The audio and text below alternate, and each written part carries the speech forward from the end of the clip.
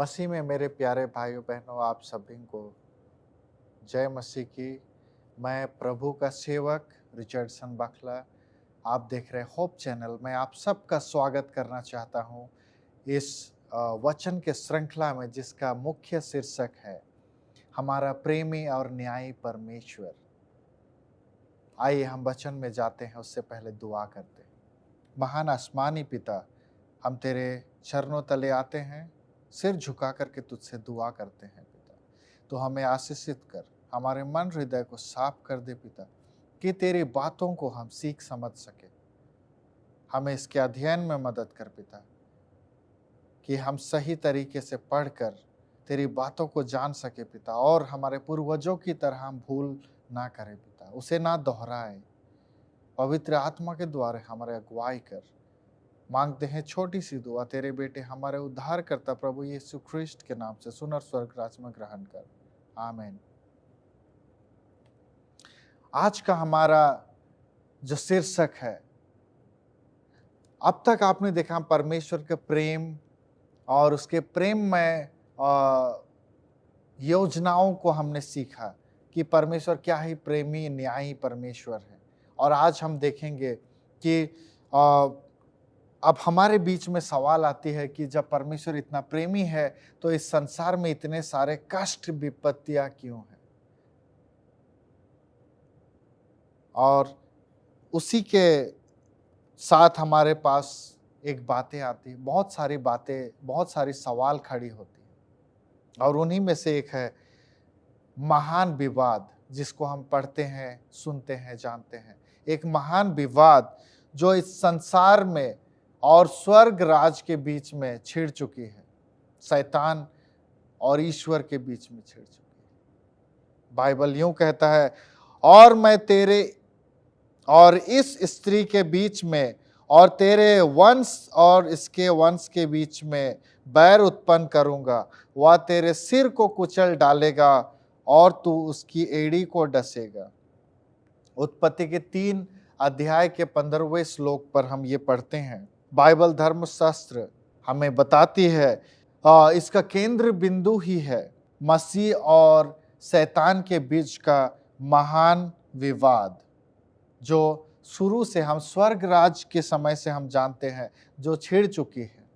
हालांकि परमेश्वर और उन दिव्य प्राणियों के बीच में एक ब्रह्मांडीय संघर्ष का विचार, जो परमेश्वर के विरुद्ध गिर गए हैं और विद्रोह कर चुके हैं, वह पवित्र शास्त्र का एक प्रमुख मूल भाव है।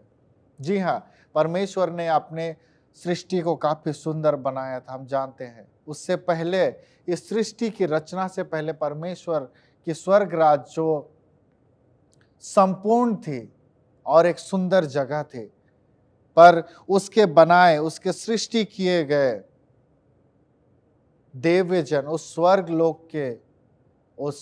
के लोग परमेश्वर के विरुद्ध खड़े हो उठे और उन्होंने विवाद छेड़ दिया। आइए हम आगे पढ़ते हैं। इस विवाद की शुरुआत को हम जानते हैं किस प्रकार से हुई है। मत्ती के पुस्तक में एक दृष्टांत हम पढ़ते हैं, और ये दृष्टांत हमें यूं कहती है। मत्ती के 13वें अध्याय के 24 से 30वें श्लोक तक हम पढ़ते हैं। यीशु ने उनको एक दृष्टांत कही।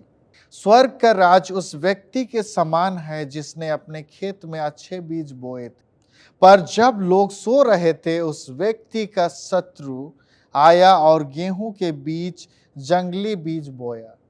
जब गेहूं में अंकुर निकले और वो उस पर बालें आई, तो खरपतवार भी दिखने लगी। तब खेत के मालिक के पास आकर उसके दासों ने उससे कहा, मालिक, तूने तो खेत में अच्छे बीज बोया था, है ना? तो फिर ये खरपतवार कहाँ से आई? तब उसने उनसे कहा, यह किसी शत्रु का काम है। उसके दासों ने उससे पूछा, क्या तू चाहता है कि हम जाकर खरपतवार उखाड़ दे या उन जंगली घासों को हम उखाड़ दे? वह बोला, नहीं, क्योंकि जब तुम खरपतवार उखाड़ोगे तो उनके साथ तुम गेहूं भी उखाड़ दोगे। जब तक फसल पके दानों को दोनों के साथ साथ बढ़ने दो।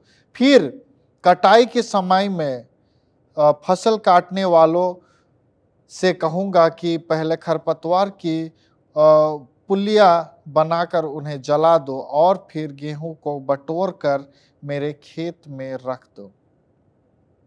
जी हाँ, इस दृष्टांत से हम जान सकते हैं कि परमेश्वर ने जब इस संसार को रचा, उसने इस संसार में सारे अच्छे ही बातें की हैं, सारे चीजें उसने अच्छी बनाई, उसने सारे चीजें यहाँ पर अच्छी डाली है। वो किसी भी प्रकार की बुरी चीजें परमेश्वर ने संसार पे नहीं डाली। तो फिर ये बुराइयां कहाँ से आई? जब हम इस दृष्टांत को पढ़ते हैं तो हमें मिलता है कि ये परमेश्वर ने बताया कि किसी शत्रु ने आकर ये काम किया है। आगे अगर हम पढ़ते हैं मत्ती के 37 और 39वें श्लोक पर पढ़ते हैं। उत्तर में यीशु बोला, जिसने उत्तम बीज बोया था वह मनुष्य का पुत्र है, और खेत यह संसार है। अच्छे बीज का अर्थ है स्वर्ग के राज्य के लोग, खरपतवार का अर्थ है वे व्यक्ति जो शैतान की संतान है। वह शत्रु जिसने खरपतवार बीज बीजे थे शैतान है, और कटाई का समय है इस जगत का अंत, और कटाई करने वाले हैं स्वर्गदूत। जी हाँ, परमेश्वर कहता है कि शत्रु ने आकर के बुरे बीज बोए। परमेश्वर कहता है कि अब हम उसे नहीं उखाड़ सकते। यदि हम साथ में अभी उखाड़ेंगे तो जो अच्छे बीज बोए गए हैं वे सारे उखड़ जाएंगे, वे भी नष्ट हो जाएंगे। हमारे मन में सवाल है कि ये बुराइयां कब तक होंगी आखिर? परमेश्वर उसका जवाब देते हैं, कहते हैं अंत के दिनों तक, हमें कटाई के दिनों तक हमें उनके साथ ही रहना होगा। कि जब दोनों तैयार हो जाए तो पहले उनको छाट करके हम जला दें, परमेश्वर उनको जलावन के लिए भेज दे, और फिर अपने अच्छे बीजों को समेट करके ले जाए। प्रकाशित वाक्य की किताब में यदि हम पढ़ते हैं, यह कहती है 12 अध्याय के 7वें श्लोक से 10वें श्लोक तक, फिर स्वर्ग में एक युद्ध भड़क उठा, माइकेल और उसके दूतों का उस विशाल अजगर के संग्राम हुआ। उस विशाल के अजगर ने भी उसके दूतों के साथ लड़ाई लड़ी, किंतु लड़ाई गया और उस विशाल अजगर को नीचे धकेल दिया गया। वह वही पुराना महान नाग है जिसे दानव अथवा शैतान कहा गया है। यह सच में समूचे संसार को छलता रहता है। हाँ, इसे धरती पर धकेल दिया गया था। जी हाँ, जब हम पढ़ते हैं स्वर्ग राज्य में विवाद छिड़ी थी। शैतान लूसीफर ने अपने आप पर घमंड किया था और वो परमेश्वर से उसके विरुद्ध खड़ा हो उठा, और परमेश्वर ने उसे वहां से बाहर निकाल दिया और वो संसार में ढकेला गया था, और वो संसार पर है। और ये कहता है बाइबल वचन हमें कहता है वो सबको छलता रहता है। छल करना उसका काम है। वो उसने छल करके बहुत सारे स्वर्गदूतों को अपने पक्ष में ले लिया था। वो छल करके आपको मुझको भी अपने पक्ष में ले लेगा। वो छल करने में सबसे सर्वश्रेष्ठ है। उसे बाइबल बताती है वो बहुत बड़ा छल करने वाला है। वो छलता रहता है, छलना उसका काम है। वो बहुत पुराना अजगर है जो स्वर्ग से निकाला गया था, और उसी ने अपने बुरे बीज बोए हैं हमारे बीच में, हमारे मनों में उसने बुरे बीज बोए हैं। और जब तक परमेश्वर आकर कटनी के लिए आदेश नहीं देता है, हम उन बीजों को उखाड़ नहीं फेंक सकते।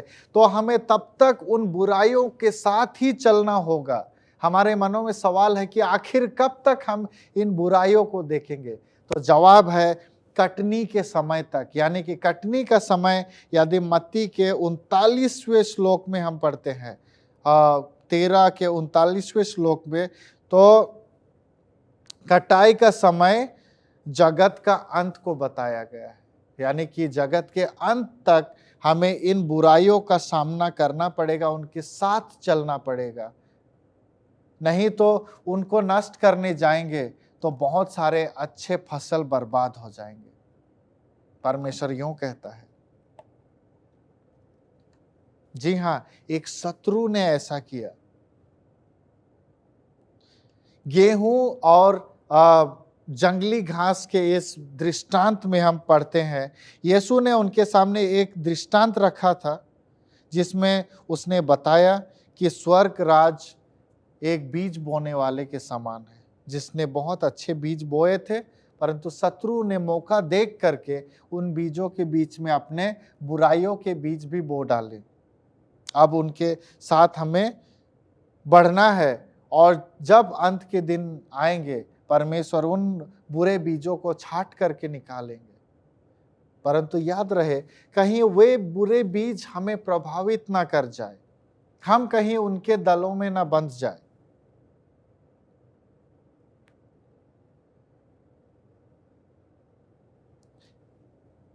यह बुराई की समस्या के बारे में आज अक्सर पूछे जाने वाले प्रश्न के समान है। हे प्रभु, क्या तूने अपने खेत में अच्छे बीज नहीं बोए थे? क्या प्रभु तूने इस संसार को अच्छी नहीं बनाई थी? ये बुराइयां कहां से आ गई?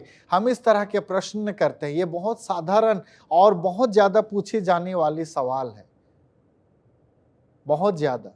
आपके मेरे केवल मन में नहीं, ये बहुत सारे लोगों के मन में है। जब ईश्वर ने इस संसार की सृष्टि इतनी खूबसूरती से की है, तो फिर बुराइयां कहां से आ गई? हमें उत्तर मिलता है। उत्तर में यीशु बोला, जिसने उत्तम बीज बोया था वह मनुष्य का पुत्र था, पर बुरे बीज बोने वाला एक शत्रु था जो स्वर्ग राज से धकेला निकाला गया था। और वो भड़का हुआ अजगर है जो युद्ध करने को तैयार है। हम प्रकाशित वाक्य की किताब में पढ़ते हैं कि वह युद्ध के लिए तैयार है। उसने युद्ध छेड़ी थी स्वर्ग में, और आज उसने इस संसार को अपना युद्ध के लिए इस संसार को चुना है, और अगला वो आपको मुझको नष्ट होने की ओर ले जाना चाहता है। उसने परमेश्वर से बैर की है, बगावत की है, और वो धकेला गया था। अब वो अपने बुरे बीजों को हमारे बीच बो रहा है, और उन बुरे बीजों को हम अभी नहीं निकाल सकते। अंत के दिनों तक हमें उन बुरे फसलों के साथ ही बढ़ना होगा। यदि आप उन बुरे फसलों के बीच फंसते जा रहे हैं, तो इन बातों को समझिए और आपको उनसे निकलना होगा। शैतान हमें छलने में सफल ना हो जाए। पृथ्वी पर विवाद की उत्पत्ति हुई, कैसे हुई? इस दृष्टांत को जब हमने पढ़ा, उस पर पूछे जाने वाले समानांतर एक सवाल है कि खेत में खराब बीज क्यों है? यदि मालिक ने केवल अच्छे बीज बोए थे, तो ये बुरे बीज कहां से आए? हम उत्पत्ति की किताब को पढ़ेंगे, एक अध्याय के 31वें श्लोक को हम पढ़ेंगे। परमेश्वर ने अपने द्वारा बनाई हर चीज को देखा, और परमेश्वर ने देखा कि हर चीज बहुत अच्छी है। जी हाँ, बहुत अच्छी है। शाम हुई और तब सवेरा हुआ, यह छठवां दिन था। परमेश्वर ने वचन सृष्टि की स्थिति के बारे में प्रकट करती है। जब परमेश्वर ने सृष्टि का निर्माण किया, इस पूरे संसार को रचा, तो उसने हर चीज बहुत ही खूबसूरत बनाई, और सब कुछ बहुत ही अच्छा था। हम उत्पत्ति के 1 अध्याय के 31वें श्लोक में जैसे अभी हमने पढ़ा, कहता है जब परमेश्वर ने संसार का निर्माण पूरा किया तो वह बहुत अच्छा था। वहां कुछ भी ऐसा ना था जो बुरा था। परमेश्वर ने सब कुछ देखा और कहा कि यह तो बहुत ही अच्छा है। तो फिर मानव अनुभव में बुराई कैसे आ गई? आपके हमारे बीच में ये बुराई कहाँ से आ गई? हमको ये सवाल हमेशा से कचोटती रहती है और इसका शायद जवाब हम बहुत अच्छी तरीके से नहीं पाते हैं, परंतु इस दृष्टांत को पढ़ने के बाद हमें पता चलती है कि शत्रु है जो हमारे बीच में इस बुराई के बीज को बोता है। प्रकाशित वाक्य के अनुसार अब पृथ्वी के बाद स्वर्ग में फिर से विवाद छिड़ेगी स्वर्ग के राज के लिए। यह कहता है स्वर्ग में युद्ध भड़क उठी थी। ये सबसे पहला युद्ध था परमेश्वर और उसके दूतों का, शैतान के दूतों के संग। वह अजगर परमेश्वर के आज्ञाओं को, उनकी बातों को नहीं मानता, वो अपने आप में घमंड करता है और वो स्वर्ग में विवाद छेड़ देता है। जी हाँ, कभी कभी हम बहुत सारे लोग अपने घमंड के कारण हम परमेश्वर से दूर होते हैं। हम अपने सुंदरता पर घमंड करते हैं, अपने धन पर हम घमंड करते हैं, अपने अच्छे जीवन पर घमंड करते हैं, हम अपने अच्छे दिखने पर घमंड करते हैं, हम अपने अच्छे पहनावे, अपने रहन सहन, हम इन सारी चीजों पर घमंड करके हम बुराइयों को चुन लेते हैं। हम परमेश्वर के विरुद्ध चले जाते हैं क्योंकि इन सारे चीजों का बीज जो है उस अजगर ने बोए हैं हमारे मनों में। हम उन्हीं के तरह हो जाते हैं जब हम परमेश्वर के विरुद्ध चलते हैं। हम उन्हीं कारणों से परमेश्वर के विरुद्ध होते हैं। हम घमंड से परमेश्वर से दूर होते हैं। परमेश्वर हमें हमेशा विनम्रता सिखाते हैं और हम घमंड, क्योंकि हमारा सांसारिक पिता बन गया है शैतान, जिसने हमें घमंड पालना सिखाया है और हम उस घमंड के कारण परमेश्वर से दूर हो जाते हैं। उसने स्वर्ग में विवाद छेड़ी थी, उसने पृथ्वी पर विवाद छेड़ दी है और वो हम सबके मनों में विवाद छेड़ दी है। हमें वो परमेश्वर से दूर करना चाहता है, इसलिए आपके मेरे मन में उसने घमंड डाल दी है। किंतु परमेश्वर प्रेमी है, वो हमें प्रेम सिखाता है। हमें जब हम इन बातों को पढ़ते हैं, हम पाते हैं कि आदम और हवा के गिरने से पहले ही उनके पाप बुराई मौजूद थी और आदम के वाटिका में उस शैतान ने उन्हें झूठ बोल करके बहलाया था। जी हाँ, सांप ने उनसे झूठ कही थी। प्रकाशित वाक्य 12:9 कहता है, और उस विशाल के अजगर को नीचे धकेल दिया गया था। यह वही पुराना महानाग है जिसे दानव अथवा शैतान कहा गया था। यह समूचे संसार को छलता है। उसने आदम और हवा को भी छला था, वो आपको मुझको भी छलता है। वो छलना उसका काम है, वो छल कपट करता है। वो परमेश्वर की बातों को हमारे मन में गलत तरीके से प्रस्तुत करता है। जी हाँ, वो अपनी बातों से नहीं, परमेश्वर की बातों से हमें छलता है। परमेश्वर की बातों को आधा अधूरा और अलग तरीके से हमारे विचारधाराओं में डाल करके वो हमको छलता है। इसलिए आज परमेश्वर की बातों पर लोग सवाल या चिन्ह खड़ा करते हैं और वे सवाल करते हैं कि ऐसा क्यों है कि प्रेमी परमेश्वर के संसार में क्यों हम कष्ट भोगते हैं, क्यों इतना कष्ट है? क्योंकि शैतान ने हमारे मन में उस गलत फहमी का बीज को बो दिया है और हम उस गलत फहमी में जीते हैं।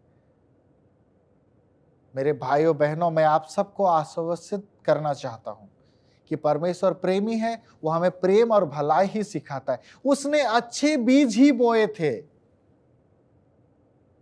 परंतु शैतान आया और उसने बुरे बीजों को हमारे बीच में बो दिया। अब हम बुराई के साथ बढ़ रहे हैं और उन बुराइयों को मिटाया जाएगा अंत के समय में, तब तक हमें उनके साथ ही बढ़ना है।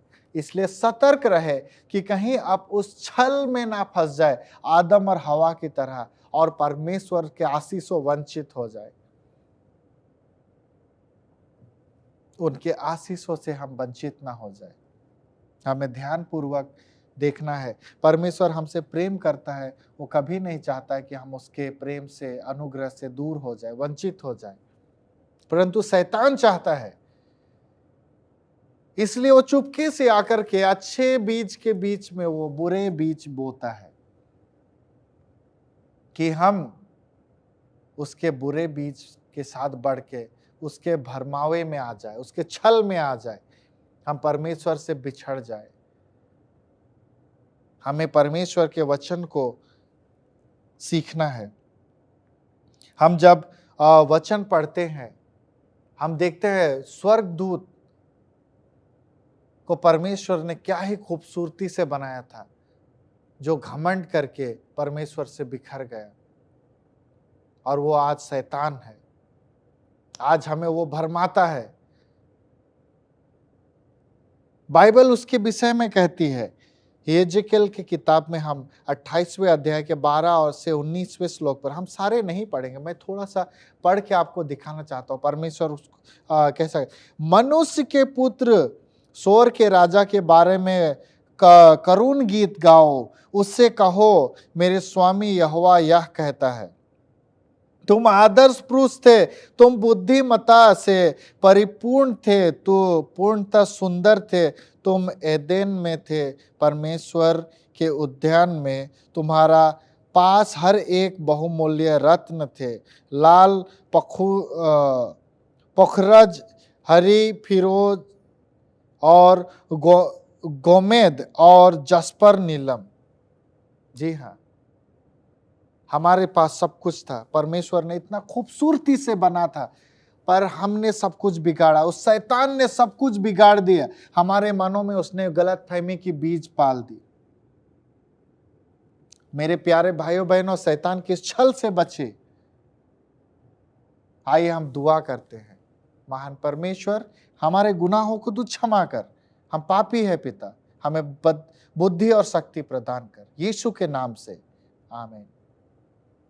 आप सबसे अनुरोध करते हैं, आप इस चैनल को सब्सक्राइब करें और मसीही वचन को आप सुनते रहे, आशीषित होते रहे। परमेश्वर आपको आशीषित करे।